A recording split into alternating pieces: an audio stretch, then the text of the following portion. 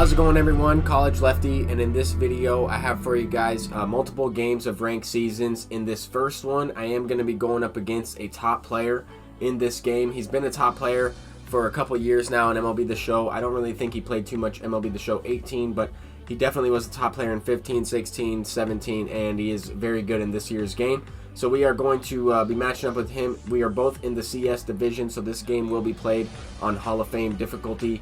And we're starting this game off facing Tony Gwynn, and Frank Thomas botches that ground ball to first base, and Tony Gwynn is able to beat it out safely.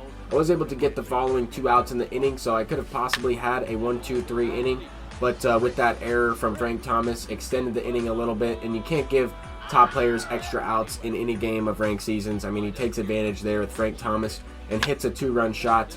There with Tony Gwynn, I got that one off the handle of the bat a little bit more than I would have liked to. I might have been able to barrel that one up and send it out for a home run.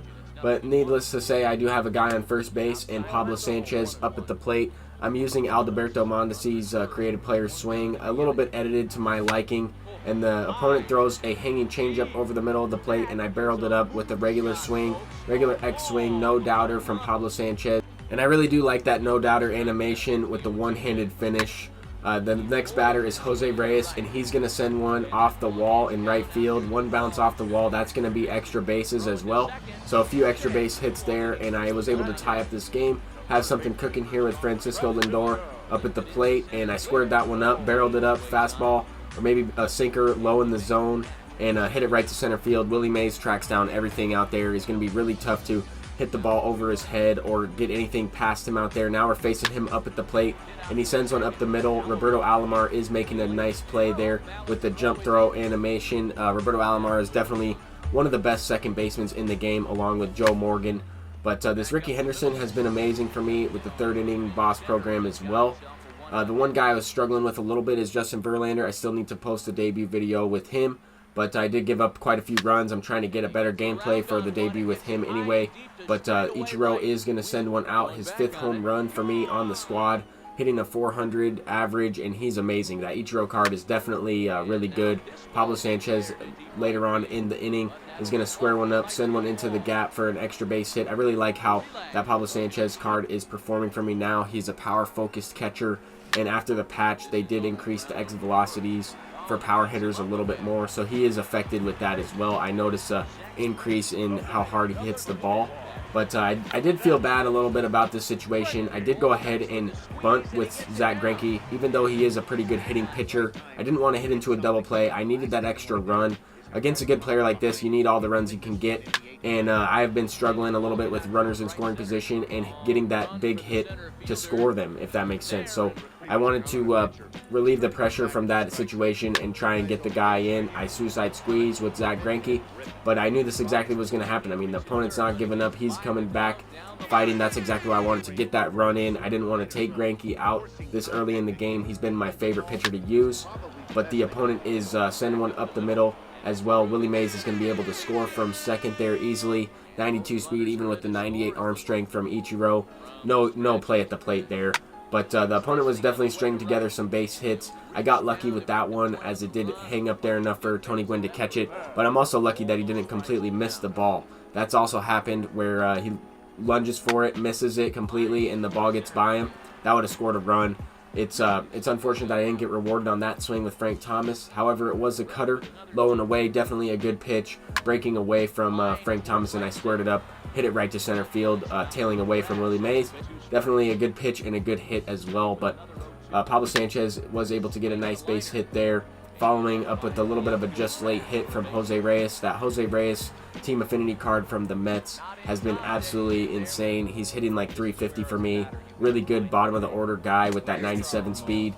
There I struck out on check swing. I really wanted to take a full hack at that cutter inside, up and inside. I was looking for the pitch up in the zone, and I don't know what happened. I pressed the button, he didn't swing. Maybe I should have smashed it down a little bit harder, but anyway, I wasn't able to capitalize, and that's exactly why I bunted earlier in the game. I mean, any type of situation like that, you need to score runs. I needed to tie the game up right then and there. I was down 1. I had 2 guys in scoring position with less than 2 outs, and I don't score anybody. And against a player of this caliber, you really can't afford to do that. I knew that that was going to come back to hurt me towards the end of this game.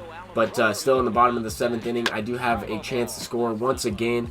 and I popped up another pitch up in the zone. I didn't get my PCI up there. I had decent timing on that cutter, but the PCI was underneath it, and I popped up to Frank Thomas there, unable to capitalize and score once again. And then the opponent hits one out, so a little bit of a swing of events. I should have been able to tie up the game, and then I gave up another run, so now I'm down 2 runs with a possibility of scoring more runs as well. I mean, I felt like this opponent could have had more runs scored. At the same time, I mean, he barreled up some pitches that were hit for outs as well. I mean, we're both playing the same game. I need to capitalize on the situations and the mistakes that the opponent makes, just as this opponent was capitalizing on my mistakes as well.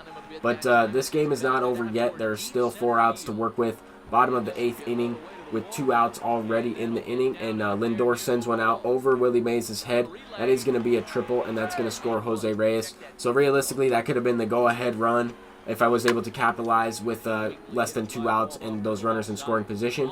But anyway, I did have a chance to tie up the game there with Ty Cobb, and another chance in the bottom of the 9th to tie it up. There I squared it up with Tony Gwynn, and unfortunately didn't get rewarded. But you have to keep in mind that I had chances in this game.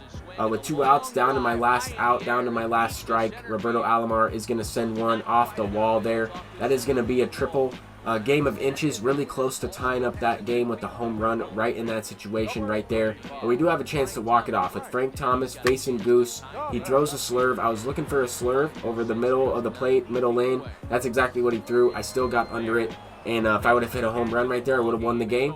Definitely put myself in a good situation to win. I was in the CS at about 834 rating, and I lost about 20 points or so, moved down to about 812, 815, somewhere in that range. And now we're going up against Clayton Kershaw. Clayton Kershaw matchup, and this opponent definitely has a solid team. 3 Signature Series cards, as well as a good team around those Signature Series cards. And I have Ricky Henderson up at the plate here. I popped up with Tony Gwynn, and was able to get at least a base hit to start this inning off with 1 out with Ricky. So now we have Frank up, and I power swung on that swing, and I've really been hitting well against lefties with Frank Thomas.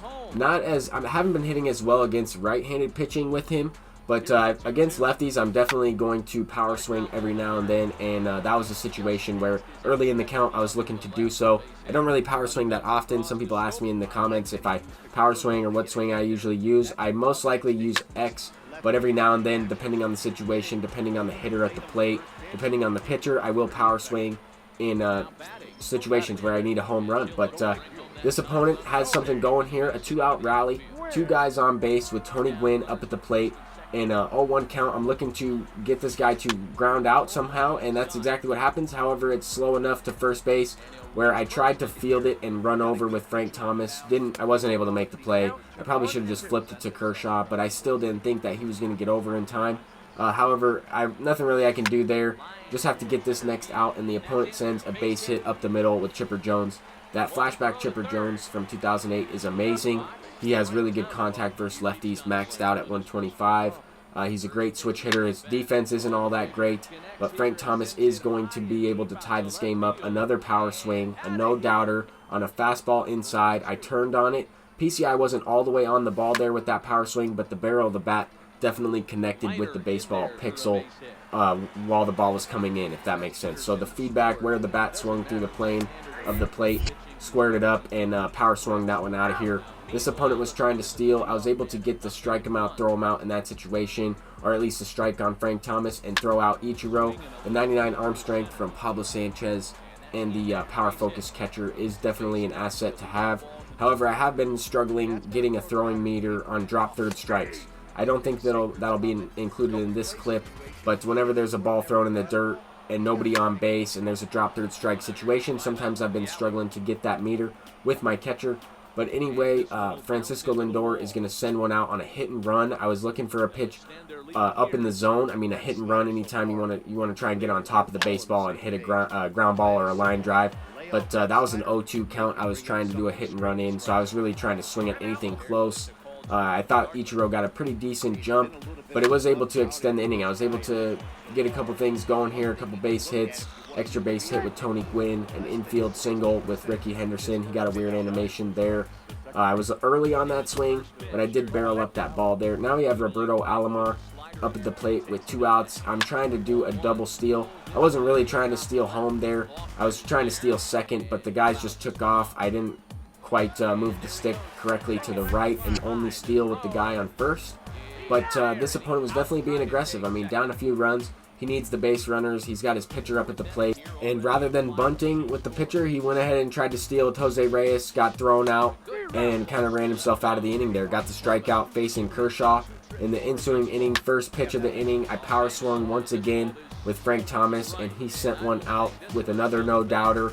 And at this point, I figured that this opponent, when he paused right here, he may go ahead and quit. He sent me a friendly quit, which I was definitely going to deny. I mean, I'm up by a few runs. There were some server issues regarding quits and friendly quits with the game. But hopefully you guys, that is fixed with the server maintenance and everything. But I'm College Lefty. Thank you guys for watching. Peace out.